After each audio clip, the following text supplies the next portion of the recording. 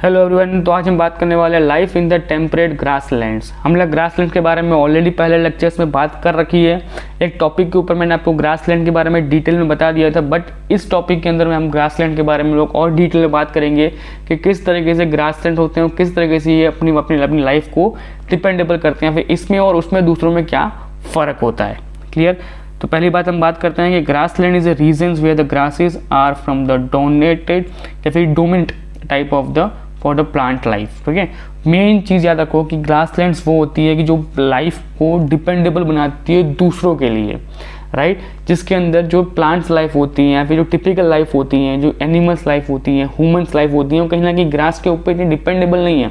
पर ग्रास ना हो तो आप लोग कह सकते हो कि वो पूरा आपका डेजर्ट एरिया बन जाता है। इसलिए डेजर्ट एरिया में कन्वर्ट ना हो, इसलिए कहीं ना कहीं हमको पता होना चाहिए कि हम लोग उस चीज़ को रिलेटेबल रख सकें।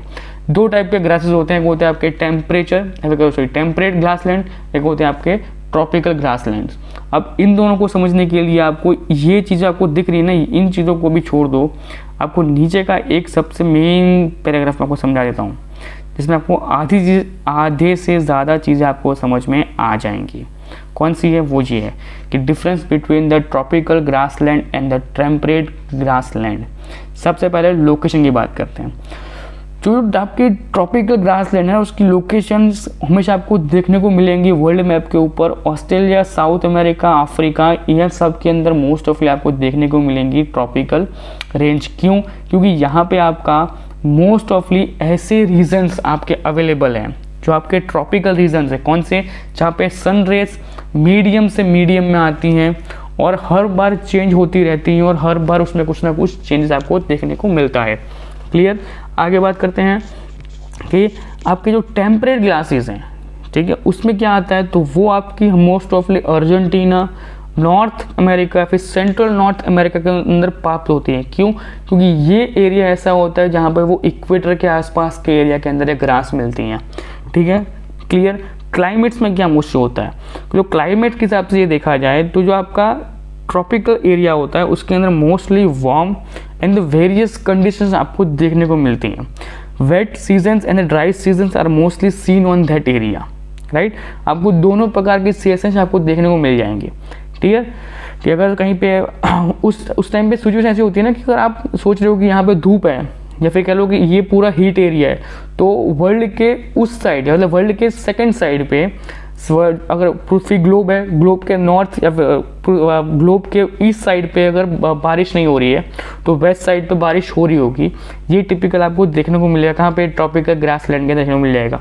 आपके टेम्परेट ग्रासलैंड में क्या होता है कि टेम्परेट ग्रासलैंड के अंदर एक चीज़ डिफाइन होती है कि अगर किसी जगह पे हॉट है तो एरिया पूरा हॉट रहेगा 6-7 लॉन्ग टाइम तक, 6-7 महीनों तक, 4 महीनों तक, 5 महीनों तक वो हॉट का हॉट रहेगा। और अगर कोल्ड सीजन है तो वो मोस्ट ऑफली कोल्ड रहेगा। बट वहाँ पे सिर्फ 2 ही सीजन होते हैं। आपके यहाँ पे क्या होगा? ट्रॉपिकल ग्रासलैंड में क्या होता है? 2 सेशन कंप्लीट होते हैं। एक होता है वेट सीजन्स जो कंफर्म होता है कि वो आएगा, और दूसरा होगा ड्राई सीजन। याद रखना, मैं बात नहीं कर रहा हूँ कि यहाँ पे समर की बात नहीं कर रहा हूँ, या फिर हॉट एरिया की बात नहीं कर रहा हूँ। ड्राई मतलब कि वहाँ पे बारिश नहीं गिर रही है, राइट, तो वो सूख जाएगी। बारिश नहीं गिरने के कारण वो सूख जाएगी। हवा चलती है तो मॉइस्चर्स को उड़ा लेती है, राइट। वहाँ पे धूप गिरती है तो धूप के कारण पूरा का पूरा वाटर साइकिल चलता है और वाटर साइकिल लेने देने पूरी ज़मीन को सुखा देती है, तो वो ड्राई सेशन चलता है। बट आपका टेम्परेट में क्या होता है? वो कंफर्म होता है कि हॉट सीजन मतलब वो 6 महीने हॉट, कोल्ड सीजन मतलब 6 महीने कोल्ड, चलेगा। टेम्परेचर की बात करते हैं तो typical temperature does not change too much. ठीक है। ट्रॉपिकल एरिया के अंदर आपका जो टेम्परेचर है वो टिपिकली चेंज नहीं होता, वो इक्वल रहता है। 78 to 86 फ़ारेनहाइट के आसपास का आपको टेम्परेचर देखने को मिल जाएगा। ओके। आगे टेम्परेचर की बात करते हैं ट्रॉपिकल्स के अंदर। ठीक है। टेम्परेचर के अंदर तो टेम्परेचर के अंदर क्या होता है कि मोस्ट ऑफली अगर वहाँ पे स्पेसिफाइडली विंटर है तो कंफर्म है कि 0 डिग्री के आसपास पहुँच जाएगा। अगर समर है तो 90 डिग्री फ़ारेनहाइट के आसपास का एरिया वहाँ पे पहुँच जाएगा। ओके। फिर आपका प्रेस्टिज होता है कि यहाँ पे आपको एक चीज़ का एक्सपीरियंस करने को मिलेगा कि वेट सीजन्स के अंदर एक्सपेंसली हैवी रेन्स का होना को मिल जाएगा। ठीक है। There are the very little rainfall in the dry season. अगर ड्राई सीजन चल रहा है तो बहुत बहुत बहुत कम मात्रा में आपको बारिश देखने को मिलेगी, बट अगर आपको रेनी सीजन चल रहा है तो आपको पूरी वर्ल्ड के अंदर सबसे ज़्यादा आपका ट्रॉपिकल ग्रासलैंड के अंदर आपको सबसे ज़्यादा हैवी मात्रा में आपको रेनफॉल का एक्सपीरियंस करने को मिल जाएगा, राइट। और उसी के सामने आपका टिपिकल टेम्परेट ग्रासलैंड होती है, जहाँ पे grass receiving a less racer than the tropical grasslands. मतलब रेनफॉल वहाँ पे भी होती है, बट वहाँ पे इतनी ज़्यादा रेनफॉल्स नहीं होती कि जिसके कारण वहाँ तक मैक्सिमम नहीं, मतलब लिमिटेड दायरे के अंदर आपको चीज़ें मिलती हैं। क्लियर। आगे बात करते हैं, सॉइल्स की बात करते हैं। तो आपकी ट्रॉपिकल ग्रासलैंड होती है, वहाँ पे आपको मोस्ट ऑफली लिमिटेड फर्टाइल या फिर कह लो कि इतनी फर्टाइल सॉइल नहीं मिलती, क्योंकि ड्यू टू आयरन कंटेंट्स और रेडिएसेंस कलर्स, मतलब इस हद तक का वहाँ पे कंटेंट चलता है कि वहाँ पे आपको इतनी ज़्यादा न्यूट्रिशंस, इतनी ज़्यादा आपको चीज़ें देखने को मिलती नहीं है। वहाँ पे एक चीज़ होती है कि आपको डार्क सॉइल नहीं मिलता है। आपको डार्क सॉइल कहाँ मिलेगी? तो टेम्परेट ग्रासलैंड के अंदर आपको मोस्ट ऑफली डार्क सॉइल मिलती है, जो बहुत ज़्यादा फर्टाइल होती है और बहुत ज़्यादा न्यूट्रिशन प्रूफ होती है। तो वहाँ पे आपको न्यूट्रिशंस मिल जाएंगे। आगे बात करते हैं वेजिटेशंस के बारे में। तो वहाँ पे जहाँ पे हैविली रेन्स होती है, वहाँ पे अलग टाइप की क्रॉसिंग या फिर टॉल ग्रासेस उग जाती है। और जबकि आपके टेम्परेट के अंदर आपकी शॉर्ट और न्यूट्रिएंट और आपके ट्रीज़, ये सब कुछ नॉर्मली मात्रा में आपके वहाँ पर उगते हैं, जो इनको जिनके आसपास ह्यूमन सिविलाइजेशंस भी कहीं ना कहीं एग्जिस्ट करती हैं और ह्यूमन सिविलाइजेशन भी कहीं ना कहीं इसके ऊपर डिपेंड करती हैं।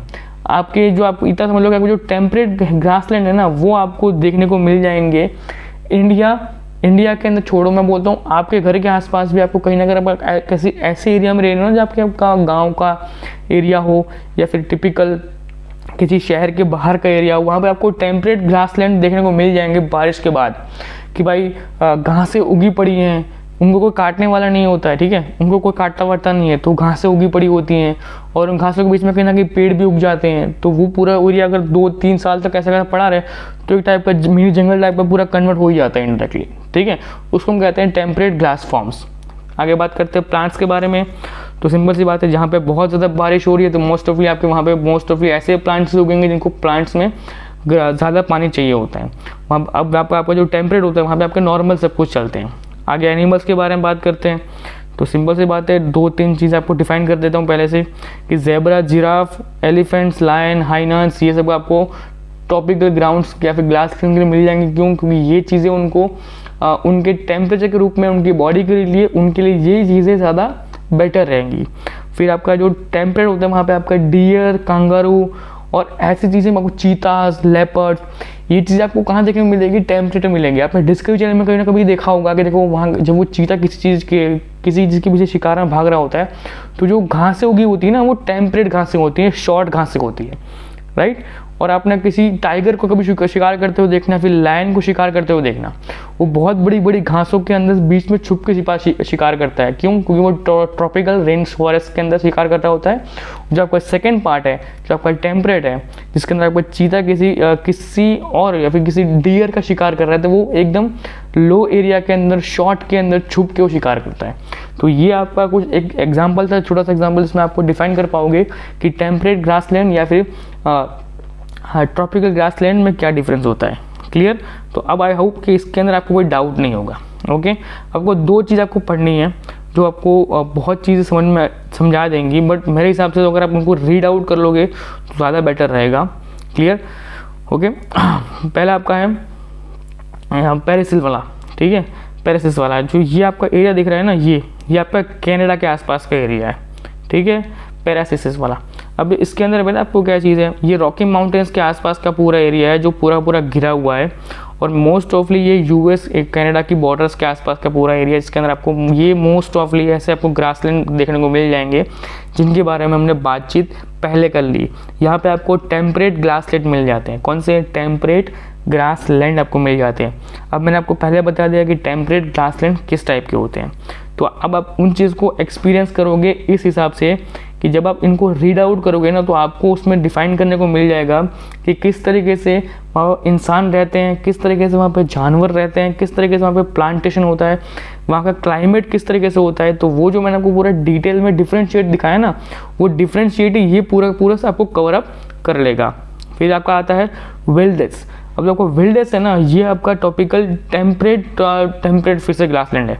इसके अंदर भी आपको बहुत चीज़ें देखने को मिल जाएंगी जो आपका साउथ अफ्रीका का इस वाले पार्ट के अंदर दिख रहा है। ये जो आपका पूरा ये जो मिक्सिंग किया हुआ है ना, ये आपका विल्डेस ग्रासलैंड है। क्लियर।